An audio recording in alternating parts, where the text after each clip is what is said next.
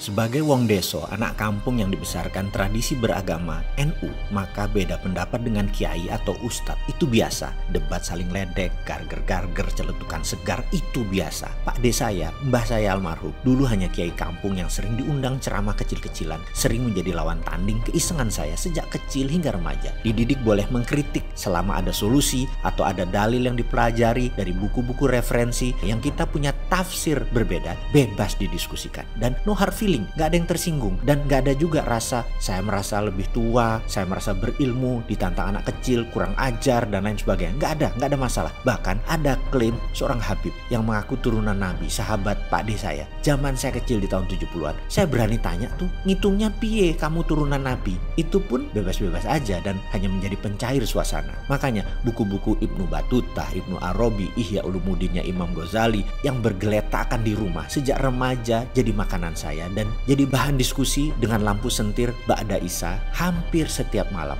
Kalau saya lagi di Malang atau di tempat kami lainnya di desa Colo di Kudus. Sampailah suatu pertanyaan dari saya waktu masih remaja ke mbah saya. Ngapunten mbah, ini zaman gonjang ganjing, banyak kejahatan. Sistem Soeharto itu seperti Fir'aun, dunia dikuasai mereka. Dan itu tahun 70-an loh waktu saya bicara. Lalu saya bertanya, ini memang sudah dekat akhir zaman ya mbah? Dia berkata, gini le, jangan percaya dengan hal seperti itu. Saya cuma titip satu hadis untuk kamu pegang sebagai bekal kamu sampai hari tua nanti. Hadis itu berkata, berzakatlah kau segera, karena suatu masa nanti Islam demikian makmurnya sehingga engkau tidak bisa memberi zakat kepada orang lain. Setelah masa jaya yang panjang tersebut, baru dunia akan kiamat. Pertanyaan si mbah, apakah zaman itu sudah ada? Saya jawab, belum mbah. Makanya le, kowe jadilah pahlawan zakat, sedekah, dan infak. Karena suatu hari nanti hal itu nggak bisa dilakukan lagi. Karena demikian makmurnya dunia saat itu, jadilah bagian memakmurkan dunia saat ini.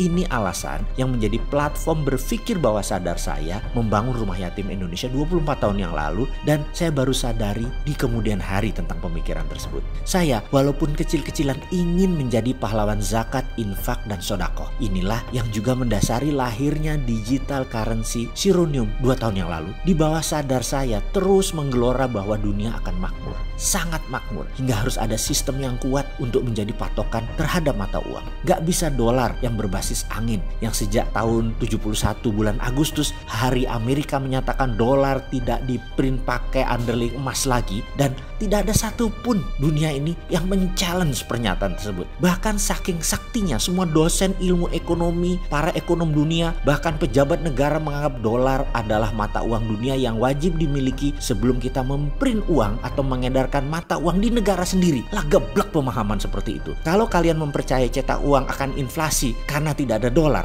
Anda kemakan doktrin agama ekonomi Keynesian yang gak ada bukti kenabiannya. Bahkan Keynesian di akhir hayatnya bertobat, namun buku dan pelajarannya menjadi tidak boleh beredar karena bisa merusak seluruh pelajaran ekonomi para profesor guru besar ekonomi, terutama ilmu ekonomi kampus-kampus kenamaan dunia, yang memang tujuannya adalah false knowledge, pengetahuan yang salah agar dunia hanya dikuasai oleh segelintir orang saja. Ilmu yang beredar beda dengan ilmu yang dipraktekkan di negara-negara Amerika, Cina, Jerman zaman Hitler, Jepang setelah Perang Dunia Kedua. Saya katakan, negara beda dengan pemerintahan. Pemerintahan bisa ganti orang, ganti partai, tapi platform bernegara harus tetap. Kembali lagi, 4 negara itulah patokannya ilmu MMT, bukan ilmu sekolahan di kampus. Jadi dengan sedikit emas di tabungan saya menerbitkan Sironium. Kembali kita ke topik semula. Beda dengan Bitcoin yang pakai hanya algoritma. Kita ada underlaynya. Namun ternyata BI mengeluarkan aturan di Indonesia tidak boleh ada mata uang lain selain rupiah.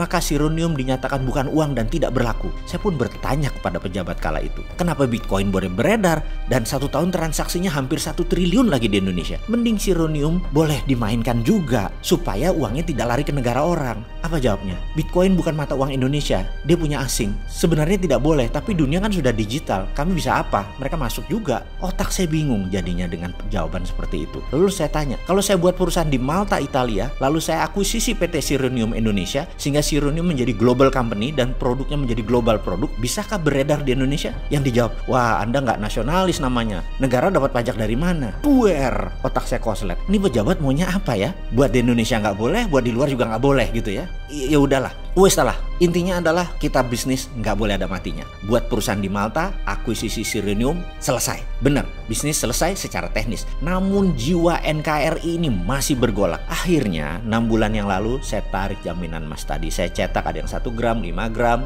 Dan ini semua adalah murni 24 karat, 99% kemurniannya. Saya mau buat Sirenium 2.0. Saya mau bertransformasi. Nama baru, aturan main baru, ijab kabulnya jual beli. Sehingga simple dan jelas. Ilustrasinya begini. Anda misalnya membeli 5 gram emas. Katakan harga 1 gram emas 1 juta rupiah. Anda store 5 juta. Emas Anda tadi Anda simpan. Betul ya? Lalu suatu hari kalau Anda butuh uang, Anda jual. Uang tersebut Anda buat belanja. Nah, kita punya aplikasi solusi untuk itu. Emas tadi titipkan di aplikasi. Maka di balance sheet Anda tadi 5 juta. Minus selisih jual beli kita. Kurang lebih ya. Katakan 4.980.000. Anda punya kartu debit dan ATM. Anda belanja di semua GPN, gerbang pembayaran nasional, juga bisa tarik tunai di semua ATM. Misalnya Anda belanja 1 juta, maka balance Anda kemudian jadi 3.980.000-an. Gramasi emasnya dari 5 gram turun jadi 4 gram. Kalau harga emas naik, katakanlah 1 gram menjadi 1,1 juta. Uang Anda naik lagi jadi 4.345.000